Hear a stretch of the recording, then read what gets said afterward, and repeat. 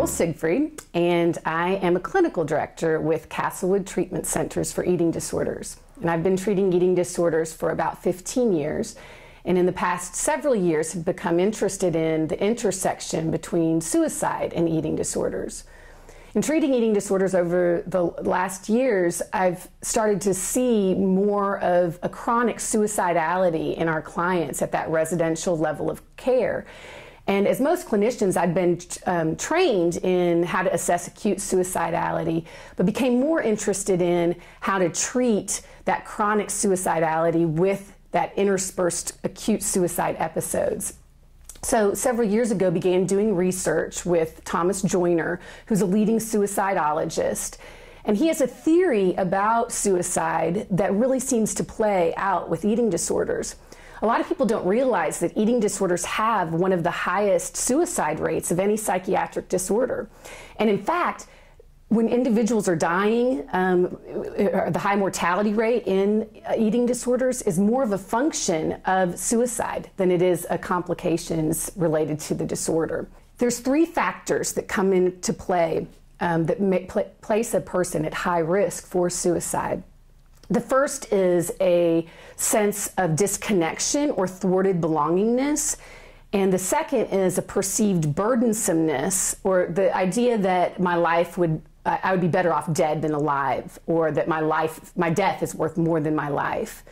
And a lot of disorders have that, those two factors, perceived burdensomeness and thwarted belongingness. So there's nothing unique about those across disorders, or that would make a person particularly at high risk, those by themselves. But when you get that third factor, which is the acquired capacity for lethality, that's sort of the tipping point that pushes a person over the edge into high suicidal risk.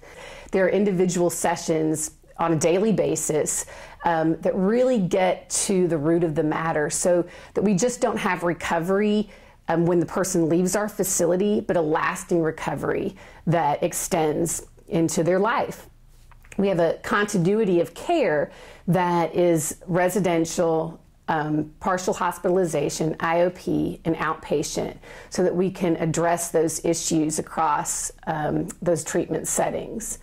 And with the suicide issue, we're able to address that intensively, not only for acute suicide assessment that we're all trained to do, but also in terms of looking at some of these other factors in Joyner's model.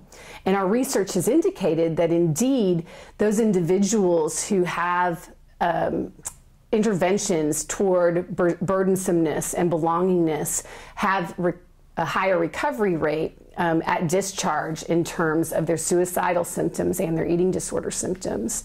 So it's been really fascinating to kind of see how that plays out in this setting.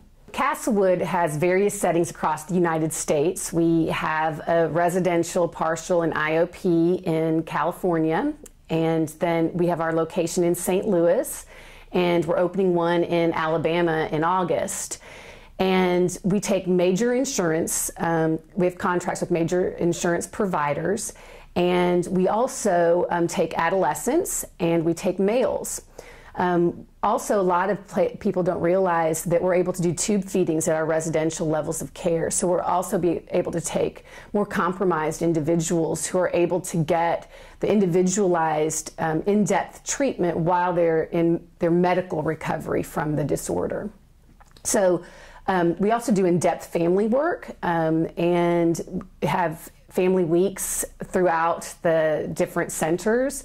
And so we really encourage, if you're an individual who's struggling with an eating disorder, if you know someone who is, or if you're a family member, to contact us. And you can reach us on our website at www.castlewoodtc.com.